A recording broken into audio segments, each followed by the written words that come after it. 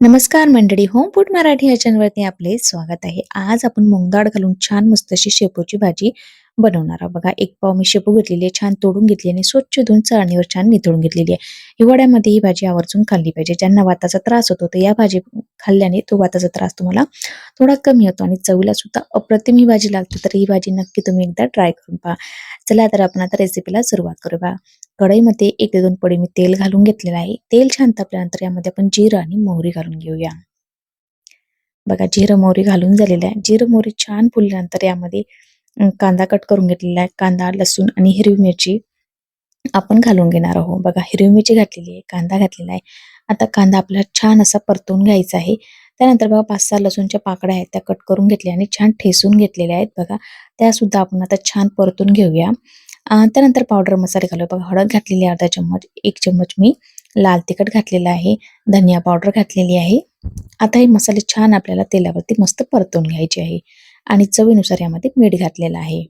बघा, छान असं परतून झालेली आहे. बघा, मस्त अशी आपली भाजी आली आहे आणि मूग डाळ आहे ती अर्धा वाटी मूग डाळ मी 1 तासाआधी भिजत ठेवली होती. बघा, मूग डाळ सुद्धा घालून घेऊया आणि ती सुद्धा मस्त या मसाल्यावरती परतून घेऊया. अगदी साधी आणि सोपी भाजी पण चवीला खूप छान लागते. डब्यावर देण्यासाठी तुम्ही अशा पद्धतीची भाजी तुम्ही बनवू शकता. बघा, डाळ सुद्धा परतून झालेली आहे. त्यानंतर बघा, आपण जी मूग डाळ आपली शेपूची भाजी जी कट करून घेतलेली होती ती आपण घालून घेऊया. बघा, आता शेपूची जी भाजी आहे आणि मूग डाळ आता व्यवस्थित छान असं आपण मस्त या मसाल्यामध्ये परतून घेऊया. बघा, मस्त अशी भाजी लागते चवीला. बघा, छान अशी झालेली आहे आता. बघा, मूग डाळ शिजायला जास्त वेळ लागत नाही. बघा, आता मस्त थोडंफार शेपूची भाजी मऊ होईपर्यंत आपल्याला छान असं परतून घ्यायचं आहे. बघा, आता व्यवस्थित मिक्स करून झालेलं आहे आणि यामध्ये थोडंसं यामध्ये पाणी घालून घ्यायचं आहे डाळ शिजवण्यासाठी. तुम्हाला जर ही रेसिपी आवडली असेल तर लाईक, शेअर आणि सबस्क्राईब करायला विसरू नका आणि कमेंटद्वारे नक्की कळवा की रेसिपी तुम्हाला कशी वाटली. बघा, अर्धा कप यामध्ये पाणी घातलेलं आहे. बघा, आता व्यवस्थित मिक्स करून घ्यायचं आहे आपल्याला आणि 5 मिनिटं ही डाळ आपली जी भाजी आहे ती झाकून ठेवायची. त्यामुळे जी डाळ आहे ती छान शिजते आणि वरून थोडासा कोथिंबीर घालायचा आहे. बघा, वरून थोडासा कोथिंबीर घातलेला आहे मी आणि व्यवस्थित मिक्स करून घेऊया.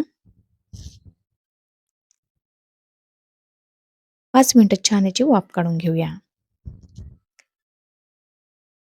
बघा, 5 मिनिटानंतर पाहू शकता तुम्ही मस्त हे भाजीतलं पाणी थोडंसं कमी झालेलं आहे. आता हे पूर्णपणे ही जी आपल्याला ही भाजी आहे ना अशी परतून घ्यायची पूर्णपणे याच्यामधलं पाणी कमी होईपर्यंत. बघा, मस्त अशी सुक्की भाजी झालेली आहे. टिफिनसाठी तुम्ही भाजी नक्की ट्राय करू शकता. बघा, मस्त भाजी झालेली आहे. संपूर्ण व्हिडिओ बघितल्याबद्दल धन्यवाद. लगेच भेटूया नवीन रेसिपीसोबत. तोपर्यंत बाय.